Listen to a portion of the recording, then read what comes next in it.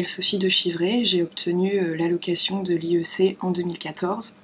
ce qui m'a permis en fait de débuter ma thèse en histoire sous la direction de Gabriel Oubre à l'université Paris Diderot Paris 7 au sein du laboratoire ICT. L'intitulé de ma thèse est le suivant: clichés de genre, filles et garçons dans la photographie de famille en France et en Angleterre, et mon sujet porte plus spécifiquement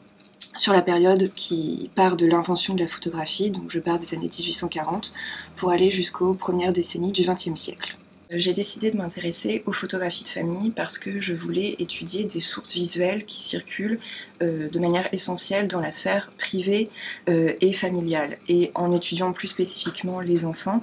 de leur naissance jusqu'à la puberté, l'idée était de s'interroger en fait sur un âge où les identités, où les rôles ne sont pas encore fixés. Et en tenant compte du statut du photographe, du moment, du lieu, de la prise de vue, l'idée est d'évaluer la perméabilité de ces images au discours ambiant sur le féminin, sur le masculin, appliqué aux différents âges de l'enfance, à un moment en fait où émerge le regard photographique, c'est-à-dire un regard qui est contraint par des impératifs techniques qui sont très forts, au moins au début de ma période, les temps de pause sont très longs, et un regard qui est également influencé par des formes visuelles antérieures, comme le portrait peint par exemple. L'un des enjeux est de cerner en fait dans quelle mesure le sexe de ces enfants influence la place, la posture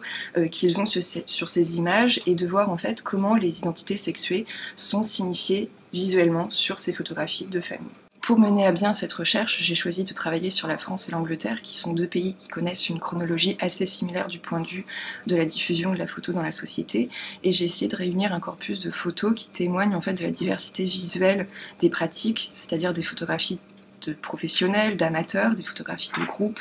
des photos individuelles, et aussi des photos dont les poses sont très rigides, solennelles, ou au contraire plus spontanées. À côté de ça, j'ai aussi des archives écrites qui sont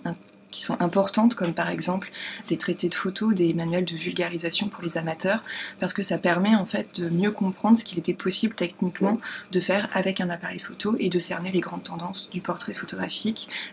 durant l'époque que j'étudie. Mes recherches permettent de compléter l'histoire des représentations appliquées à l'enfance, mais aussi d'articuler l'histoire de l'intime, du genre, de la famille et des techniques. L'esthétique des photos de famille est très normée, très répétitive, mais elle est aussi complexe et elle nous éclaire sur la manière dont on percevait les enfants dans la sphère privée, d'autant que cette sphère de diffusion laisse une grande liberté dans la représentation des filles et des garçons.